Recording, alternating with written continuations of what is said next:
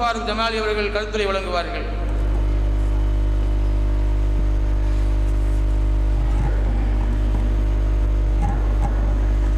السلام عليكم ورحمة الله تعالى وبركاته. الحمد لله رب العالمين والعاقبة للمتقين والصلاة والسلام على رسول الله صلى الله عليه وسلم. أما بعد فقد قال الله تعالى في القرآن الكريم الفرقان المجيد بعد أعوذ بالله من الشيطان الرجيم بسم الله الرحمن الرحيم يؤتي الحكمة من يشاء ومن يؤتي الحكمة فقد أوتي خيرا كثيرا وما يذكر إلا أولو الألباب. صدق الله العلي العليم. பாலக்கரை வட்டார ஜமாஅத்துல் உலமா சபை நடத்தக்கூடிய மாபெரும் மக்தப் விழிப்புணர்வு மாநாட்டை சீரோடும் சிறப்போடும் தலைமை தாங்கி நடாத்தி கொண்டிருக்கக்கூடிய தலைவர் அவர்களே, ஜமாஅத்துல் உலமாவினுடைய மூத்த உலமா பெருமக்களே, இந்த பாலக்கரை வட்டார முழுவதும் உள்ள பள்ளிவாசல்களுடைய நிர்வாகிகளே, ஆசிரியர் பெருமக்களே, பெரியோர்களே, தாய்மார்களே, சகோதர சகோதரிகளே, உங்கள் அனைவருக்கும் குறிப்பாக 9 நிமிஷம்தான் பேசணும், 10வது நிமிஷம் சட்டையை இழுத்து விட்டுருவேன் அப்படின்னு சொல்லி நடுவர் ரொம்ப டயத்தில் கரெக்டாக இருக்கிறாங்க. என் பேர் சொல்லலையே என்னையே சொல்லலையேன்னு சொல்லி யாரும் வருத்தப்பட வேண்டாம். அப்படி யாரெல்லாம் எண்ணுகிறார்களோ அவர்கள் அனைவர்களையும் இந்த நல்ல தருணத்தில் நினைவு கூறி அவர்களுக்கு இஸ்லாத்தின் காணிக்கையான சலாத் என்னும் அஸ்ஸலாமு அலைக்கும் வரஹ்மத்துல்லாஹி வ தஆலா வ பரகாத்துஹு என்கின்ற காணிக்கையை கொண்டு துவக்கம் செய்கிறேன். கண்ணியத்திற்குரியவர்களே, மக்தபு மதரசா, அந்த மதரசாக்களினுடைய முன்னேற்றத்திற்கு பெரும் பங்கு வகிப்பது பெற்றோர்களே என்பதாக என்னை பேச அழைத்திருக்கிறார்கள். நமக்கு எல்லாம் தெரிஞ்சது தான், மக்தபு மதரசா அப்படின்னு சொன்னாலே பெற்றோர்களை வச்சு தாங்க மக்தபு மதரசா. ஏன் இப்படி நான் ஆணித்தரமாக சொல்கிறேன் அப்படின்னு சொன்னால், இங்கே இருக்கக்கூடிய எல்லாருமே நிர்வாகிகளா? இல்லை. இங்கே இருக்கக்கூடிய எல்லாருமே ஆசிரியர்களா? இல்லை. ஆனால் இங்கே இருக்கக்கூடிய எல்லாருமே பெற்றோர்கள் தான். இதை எல்லோருமே ஒப்புக்கொண்டு தான் ஆக வேண்டும், நடுவர் உட்பட நிர்வாகிகளே, ஆசிரியர்களே அப்படின்னு பேச வந்திருக்கக்கூடிய ஆலிம் உலமாக்களும் கூட பெற்றோர்கள், அவர்களும் பெற்றோர்கள் தான். அவர்களுடைய குழந்தைகளும் மக்தபு மதரசாவிலே ஓதிக்கொண்டிருக்கிறார்கள் என்பதை அவர்களாலும் மறக்கவோ மறுக்கவோ முடியாது. இது நாடறிந்த உண்மைதான். கண்ணியத்திற்குரியவர்களே, ஒரு மக்தபு மதரசா மிக பெரும் முன்னேற்றத்திலே இன்று இஸ்லாமிய மார்க்கத்தை முழுவதும் அறிந்தவனாக ஒரு சிறு பிராயத்திலேயே ஒரு மாணவன் இருக்கின்றான் என்று சொன்னால் அதனுடைய பெரும் பங்கு பெற்றோர்களைத்தான் சாரும். சொல்வார்கள் அல்லவா, தாயின் மடிதான் முதல் பள்ளிக்கூடம் என்பதாக சொல்வார்கள்.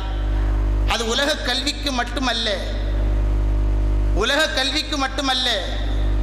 மக்தபு மதரசா என்பதாக ஆரம்ப பாடசாலை பள்ளிகள் தோறும் நடைபெறுகின்றனவே, அத்துணை பள்ளிகளிலேயும் அதிகாலையிலேயே எழுந்திருத்து, இப்பொழுதுள்ள நேரத்தை நாம் பார்த்தோன்னு சொன்னால் 6 மணி அல்லது 6:30க்கு நம்மளுடைய பள்ளிகளிலே மதரசா ஆரம்பமாகுது. 6:30 மணிக்கு ஒரு குழந்தை மக்தபு மதரசாவுக்கு வரணும் அப்படின்னு சொன்னால் அவர்களுடைய பெற்றோர்கள், தாய் தந்தையர்கள் 5 மணிக்கு அல்லது 5:30 மணிக்கு எழுந்திருக்க வேண்டும். 5 அல்லது 5:30 மணிக்கு எழுந்திருத்து தன்னுடைய குழந்தையை எழுப்பிவிட்டு அந்த குழந்தையை தயார் செய்து மதரசாவிற்கு அனுப்புகிறார்கள் என்று சொன்னால் அவர்கள் அனுப்பிய பிறகுதான் அந்த குழந்தை ஆசிரியர்களிடத்தில் வருகிறது. ஆக இந்த மக்தபு மதரசாவினுடைய முழு காரணமே, முழு மூளையாக திகழ்வது பெற்றோர்கள் தான். இது நாம் எல்லோருமே ஒத்துக்கொண்டுதான் ஆக வேண்டும். கண்ணியத்திற்குரியவர்களே, உலகமே அறிந்த மக்கா பைத்துல்லாவினுடைய இமாம் அவர்கள் அப்துர் ரஹ்மான் சுதைசி என்று சொல்லக்கூடிய இமாம் அவர்கள் உலகம் முழுவதும் அறிந்திருக்கிறார்கள். உலகம் முழுவதிலே இருக்கக்கூடிய எல்லா மனிதர்களும் அறிந்திருக்கிறோம். அத்தகைய அந்த இமாம் அவர்கள் குழந்தை பருவத்திலிருந்தே தாயினுடைய மடியிலிருந்து அவர்கள் முதலாவதாக உண்ணக்கூடிய உணவான அந்த தாய் பால் இருக்கிறதே, அதை அவர்கள் உண்ணுகின்ற பொழுதே அவர்களுடைய தாயார் அவர்கள் பிஸ்மில்லாஹிர் ரஹ்மானிர் ரஹீம் என்று சொல்லக்கூடிய இறைவனுடைய திருப்பெயரை கூறி அதை கற்றுக் கொடுத்துதான் அந்த குழந்தைக்கு பால் ஊட்டினார்கள்.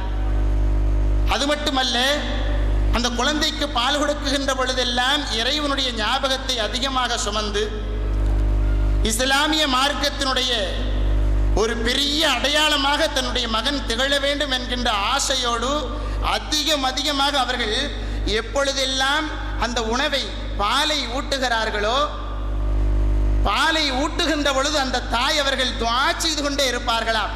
அல்லாஹ் அந்த துஆவை கபூல் செய்துதான் இன்று உலகம் முழுவதிலேயும் மூளை முடுக்கெல்லாம் அவர்களுடைய குரல் துணியை கேட்கின்ற பொழுது இந்த குரல் அப்துர் ரஹ்மான் சுதைசி என்று சொல்லக்கூடிய பைத்துல்லாவுடைய இமாம் அவர்களுடைய குரல் தான் என்பதை எல்லோருமே ஒத்துக்கொள்ளக்கூடிய அளவிற்கு, எல்லோருமே அறிந்து கொள்ளக்கூடிய அளவிற்கு உயர்ந்த ஒரு அடையாளத்தை பெற்றிருக்கிறார்கள் என்று சொன்னால் அதற்கு முழு காரணம் அவர்களை ஈண்டெடுத்த தாய் தான், அவர்களுடைய துஆ தான்.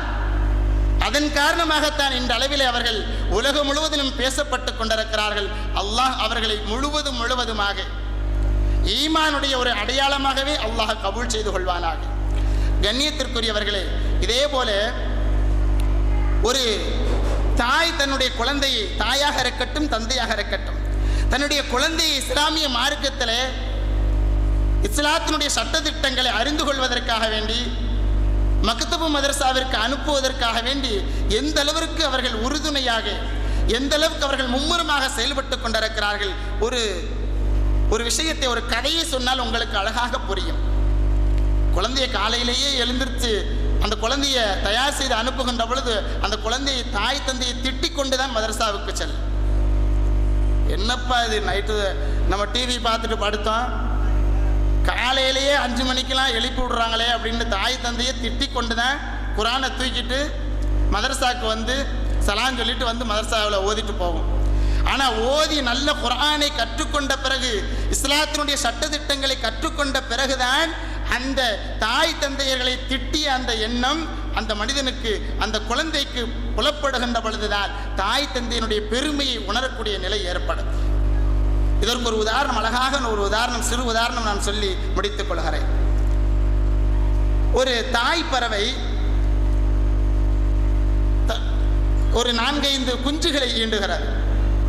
சிறு குஞ்சு மரத்திலே கூடு கட்டி தான் ஈண்டெடுத்த அந்த குஞ்சுகளை கொஞ்சம் வளர்ந்த பிறகு, கொஞ்சமாக வளர்ந்திருக்கிறது, இன்னும் பறப்பதற்கு அது தயாராகவில்லை, பறப்பதற்கு அது சக்தி பெறவில்லை.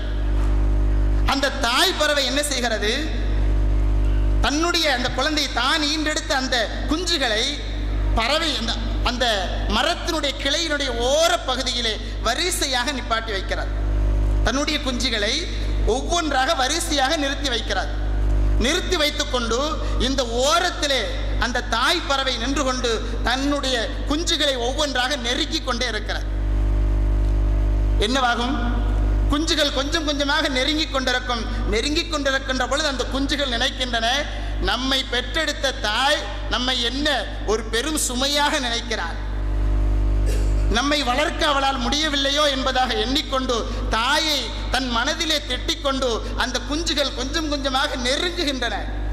கடைசியில் அந்த கிளையினுடைய கடைசி நுனி பகுதிக்கு சென்று விடுகிறது. என்னவாகும், மீண்டும் அந்த தாய் பறவை நெருக்குகின்ற பொழுது அந்த நுனியிலே இருக்கக்கூடிய குஞ்சு கீழே விழுகிறது.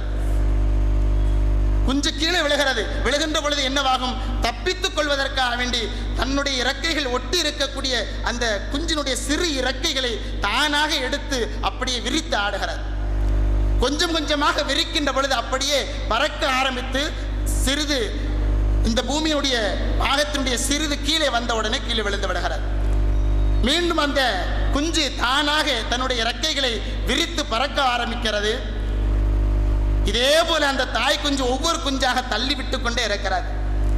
இந்த பறவைகள் குஞ்சு கீழே விழுந்து பறப்பதை பார்த்து கொண்டு சந்தோஷத்தினுடைய உச்சகட்டத்திற்கே சென்று கொண்டு அந்த தாய் பறவை என்ன நினைக்கிறது, ஆகா, நம்முடைய குழந்தைக்கு ஒரு அழகான ஒரு கல்வியை நாம் கற்றுக் கொடுத்து விட்டோம், ஒரு அழகான முன்னேற்றத்தை நம்முடைய குஞ்சுகளுக்கு நாம் கற்றுக் கொடுத்து விட்டோம் என்கின்ற சந்தோஷத்திலே பூரிப்பிலே அந்த தாய் பறவை தன் குஞ்சுகளை பார்த்து சந்தோஷப்படுகின்றது என்று சொன்னால், அந்த குழந்தையை தள்ளிவிடுவதை என்ன நினைக்கின்றது, நம்முடைய தாய் நம்மை தள்ளிவிட்டு கொல்ல நினைக்கின்றாள் என்பதாக நினைக்கின்றது. ஆனால் அந்த தாய் பறவை என்ன நினைக்கிறது, நம்முடைய குழந்தைகளுக்கு பறக்க நாம் கற்றுக் கொடுப்போம், பறப்பதற்கு நாம் கற்றுக் கொடுப்போம் என்பதாக எண்ணிக்கொண்டுதான் அந்த தாய் பறவை குஞ்சுகளை கொஞ்சம் கொஞ்சமாக கீழே தள்ளிவிடுகின்றது என்கின்ற கதையை நாம் பார்க்கின்ற பொழுது, இதை கேட்கின்ற பொழுது நம்முடைய உள்ளமெல்லாம் என்ன நினைக்கிறது, ஒரு தாய் தன்னுடைய குழந்தைக்கு இப்படித்தான் எல்லா வகையான விஷயங்களையும் கற்றுக் கொடுப்பதற்காக வேண்டி கற்றுக்கொண்டு தன்னுடைய குழந்தை 4 நபர்களுக்கு மத்தியிலே பேசப்பட வேண்டும், 4 நபர்களுக்கு மத்தியிலே பெரிதாக கவனிக்கத்தக்க வேண்டும் என்பதாக எண்ணக்கூடிய தாய், எண்ணக்கூடிய பெற்றோர்கள் தன்னுடைய குழந்தைகளை நிச்சயமாக இது போன்ற நல்ல விஷயங்களை கற்றுக் கொடுப்பதற்காக வேண்டி அவர்கள்தான் முன்னேற்றத்திற்கு கொண்டு செல்ல ஆவலோடும் ஆர்வத்தோடும் இருந்து கொண்டிருக்கிறார்கள். அவர்களுடைய ஆர்வமும் அவர்களுடைய முன்னேற்றமும் தான் இந்த மக்தபு இந்த அளவுக்கு பெரிதாக வளர்ந்திருக்கின்றது என்று சொன்னால், மக்தபு மதரசாக்களிலே இவ்வளவு குழந்தைகள் ஓதுகின்றது என்று சொன்னால் அத்துணைக்கும் முக்கிய காரணம் பெற்றோர்கள் தான் என்பதை நம்மால் மறக்க முடியுமா? கண்ணியத்திற்குரியவர்களே, இதுபோல அல்லாஹ் சுப்ஹானஹு வ தஆலா அவர்களுடைய பெற்றோர்களின் மூலமாகத்தான் அவர்களுடைய குழந்தைகளுக்கு எல்லா விதமான நல்ல அமல்களையும் அல்லாஹ் கற்றுக் கொடுக்கிறார். கண்ணியத்திற்குரியவர்களே, ஆகவே நடுவர் அவர்கள் நிச்சயமாக யோசித்து பார்ப்பார்கள், ஆம், நாமும் நம்முடைய குழந்தைகளை இப்படித்தான் அனுப்பி கொண்டிருக்கிறோம். நாம் அனுப்பிய பிறகுதான் நிர்வாகத்தினால் ஏற்படுத்தப்பட்டிருக்கக்கூடிய ஆசிரியர் அவர்கள் நம்முடைய குழந்தைக்கு அரபு பாடத்தை சொல்லிக் கொடுக்கிறார் என்பதை நடுவர் அவர்களே ஒற்றுக்கொள்வார்கள் என நினைக்கிறேன். கண்ணியத்திற்குரியவர்களே, அல்லாஹ் சுப்ஹானஹு வ தஆலா இந்த மதர்சாக்களை கொண்டு மார்க்கத்தை விழிப்புணர்வாக குழந்தைகளுக்கு அளிக்கக்கூடிய பெற்றோர்கள் தான் முக்கியமாக இந்த மக்தபு மதரசாக்களுடைய முன்னேற்றத்திற்கு பெரும் பங்கு என்பதை உங்களுக்கு மத்தியிலே நான் ஆணித்தரமாக சொல்லி என்னுடைய உரையை நிறைவு செய்கிறேன். வாஹிரு தஅவானா அனில் ஹம்துலில்லாஹி ரப்பில் ஆலமீன்.